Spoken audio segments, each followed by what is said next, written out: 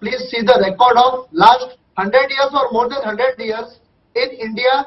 All the riots, 99% of the riots have been started by Muslim people only, people from the Muslim Please community don't allow, only. don't allow this man to create hate on the show. Yes, why is this man see, so anti-Muslim? please, Don't see, allow him to yes. expunge hate on the show. Mr. Mr. Chomal, Mr. Chomal, why are you spreading hate on the Mr. show? Chomal, Mr. Chomal. Please. Yes. I'm talking about statistics. I'm talking facts. What I'm not saying statistics? nothing of my own. Who gave you the If statistics? If you see, kindly do the not history make of such riots, statements. Paulimiji, I request you to. He's saying 99% I'm of telling the the rights. facts. Mr. Chomal, you're again you're painting an entire community with one brush stroke. Am I saying that all Muslims are doing? But all riots have been started by Muslims only. Okay, let's just get in a same voice on this. Mr. Uday Sahay, Mr. Uday Sahay, do you agree with any of the points that are being made by the other panelists over here? First of all, I think it is high time that we talk with certain reason.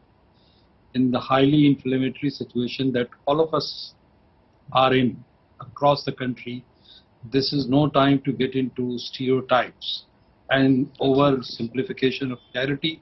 To say that Hindus have done it or Muslim has done it is an oversimplification which we should avoid. It's the time that hate speech should not be mainstreamed. And for the last 2 days I see this trend on the media that they are trying to bring in the logical, the reasonable voices from both sides, which is a very welcome sign. And the kind of actions that are now being initiated, they are clear-cut, tough actions which are necessary on the ground. In Prayagraj itself, I am told they have initiated actions under National Security Act. They are initiating actions under Gangster Act and other sections of IPC which are very much required at this moment. And they have identified more than 5,000 people, I am told, and which is a big number, and out of which about 70 are already named. So it's the time for action, but action not with passion, which may be natural from both sides, but better avoided. Okay. So my question to you is, do you see that there has been some sort of a failure in terms of being ready for some sort of flare-up of this kind, intelligence failure? Because these incidents that happened yesterday post-Friday prayers, some of those protests, not all of those protests of course erupted in violence, some of those protests were in fact peaceful, but there were several such incidents that were reported from across the country and the length and breadth of the country where riots in fact happened.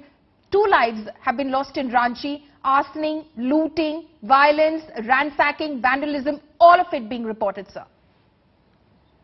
Situations are different in UP and other places. In UP again there is a mixed situation. There were certain districts which to my mind were quite prepared for the situation. They had better intelligence and their preparation led to containment of situation faster and swifter. But places where they were little behind in understanding how the stones are being collected, how there is certain lull before the storm and uneasiness in the atmosphere, there they have taken a bigger beating.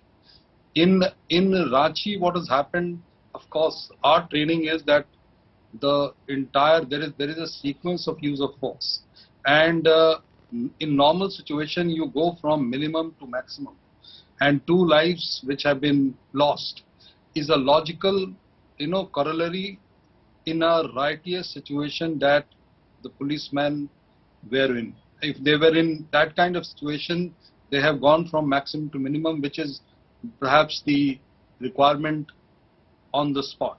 So where they were caught unaware, it has been not very efficient situation. Where they were prepared, they have done a good job.